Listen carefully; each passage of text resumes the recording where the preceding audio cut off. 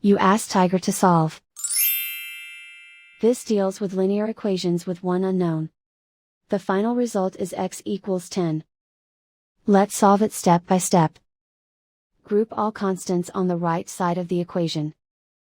Subtract 7 from both sides. Simplify the arithmetic.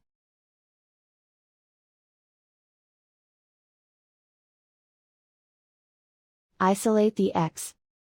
Divide both sides by -2.